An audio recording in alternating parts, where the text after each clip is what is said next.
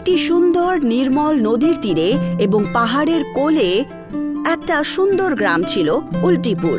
সেখানকার লোকেরা সুখী এবং বন্ধুত্বপূর্ণ ছিল এবং তাদের জীবন সুখ ও শান্তিতে পূর্ণ ছিল। কিন্তু একদিন সকালে এক অদ্ভুত ঘটনা ঘটে।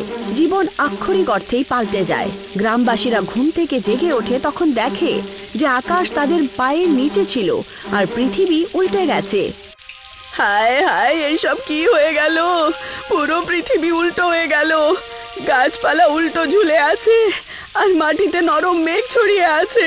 আর এই বৃষ্টি নিচ থেকে ওপরের দিকে ঝর্ণা উড়ে যাচ্ছে।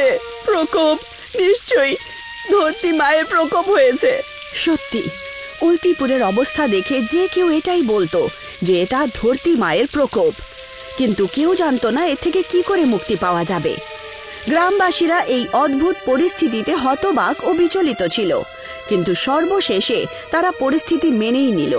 কিন্তু তাদের মধ্যে একজন ছিল যিনি এই পরিস্থিতি পরিবর্তন করতে চায়। দাদু, দাদু, তুমি কোথায়? কি হলো আমার খুকি?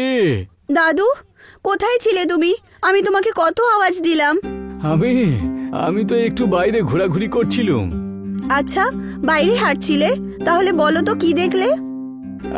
ভালোই লাগলো, শুধু এই নিচ থেকে আসা বৃষ্টির জন্য মজাটা একটু নষ্ট হয়ে গেল। বই কি, জীবনে প্রথমবার এমনটা হলো যে বৃষ্টির থেকে আমি এত বিরক্তি হলাম। যখন পৃথিবীটা সোজা ছিল তখন ওপর থেকে বৃষ্টি এলে পড়লে আমার বেশ ভালো লাগতো, আনন্দ নিতাম আমি কত।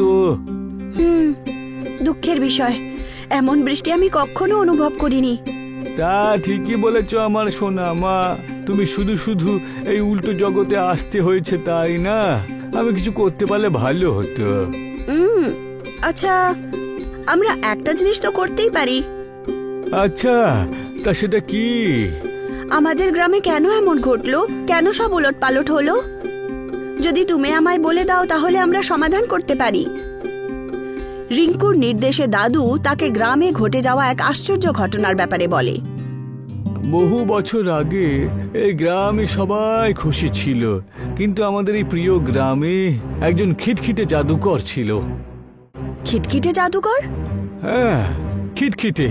আসলে ওই জাদুকরের এই পৃথিবীতে কোনো কাজ ছিল না তো, শুধু সারা গ্রামে একা ঘুরে বেড়াতো।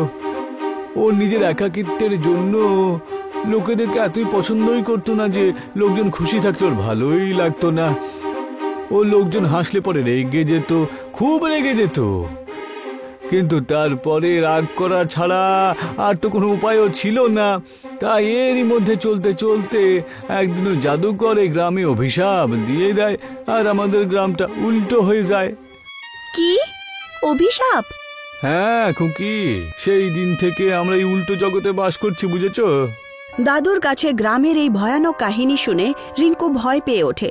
তার খুব দুঃখ হয়, কিন্তু এত কিছু হওয়া সত্ত্বেও রিঙ্কু নির্ণয় নেয় যে এই আশ্চর্য অবস্থা থেকে গ্রামবাসীদের মুক্ত করবে। হে ভগবান, এসব কি হচ্ছে? বেচারা গ্রামবাসীরা এইভাবেই সব ফেঁসে আছে। কিন্তু এখন আমিও নির্ণয় নিয়েছি যে আমি এটা পাল্টে দেব। রিঙ্কু গ্রামকে সেই জাল থেকে বাইরে বার করার জন্য প্রফেসর অগ্নির সাহায্য নেয়। উনি একজন প্রসিদ্ধ বৈজ্ঞানিক ছিলেন যিনি আশ্চর্য আবিষ্কার এবং সিদ্ধান্তের জন্য পরিচিত ছিল।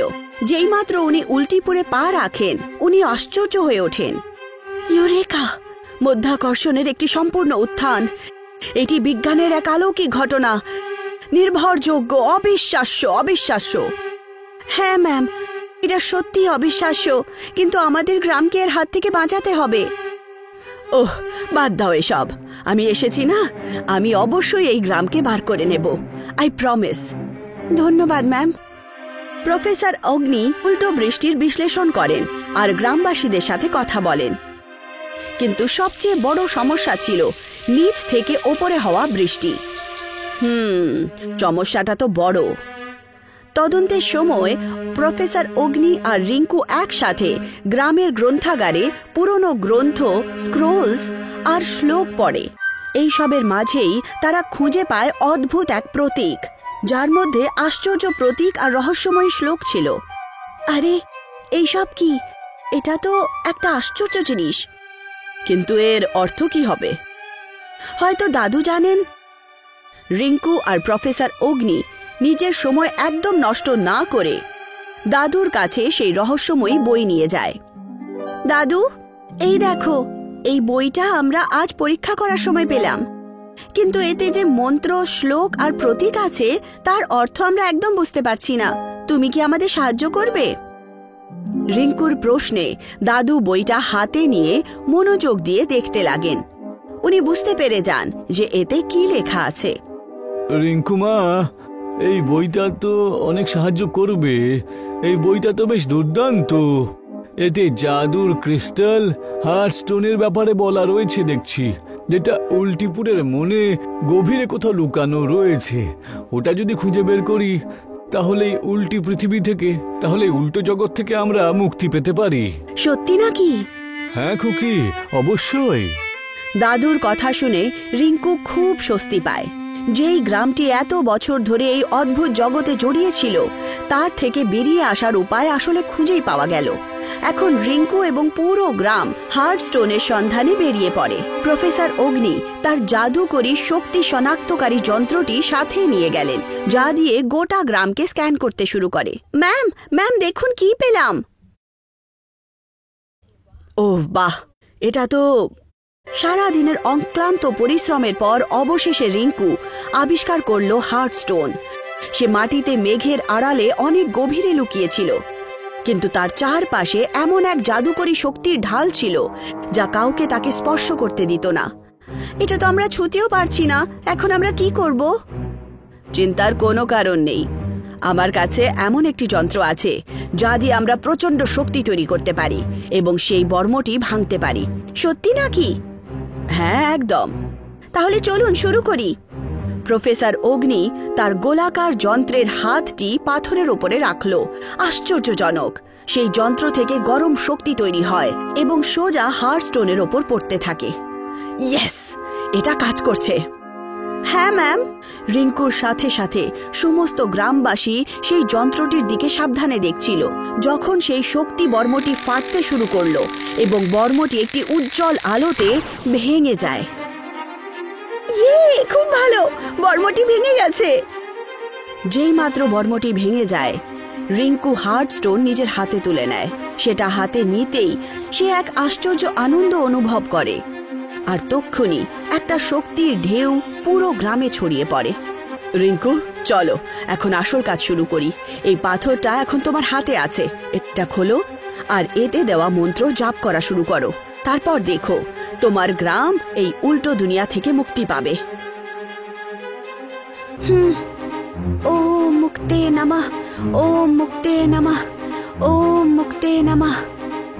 যেই মাত্র রিঙ্কু মন্ত্র পড়া শুরু করে, গ্রামবাসীদের মাঝখানে একটা সুরক্ষা কবচ তৈরি হয়, আর তারপরেই পুরো গ্রাম ঘড়ির কাঁটার মতো ঘুরতে শুরু করে।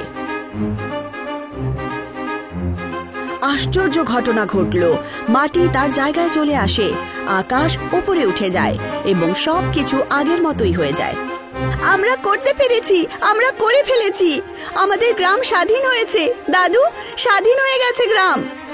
হ্যাঁ খুকি, হ্যাঁ আমার সোনামা, তুমি সত্যিই করে দেখিয়েছো। সত্যিকারের ঐক্য, সাহস এবং যে কোনো সমস্যাকে পরাস্ত করার জন্য হাসি জরুরি। এটাই সবচেয়ে বড় অস্ত্র। আমরা যখন একসাথে থাকি তখন আমরা একসঙ্গে বেড়ে উঠি, যা বিজ্ঞান আর জাদু দুজন মিলেও করতে পারে না।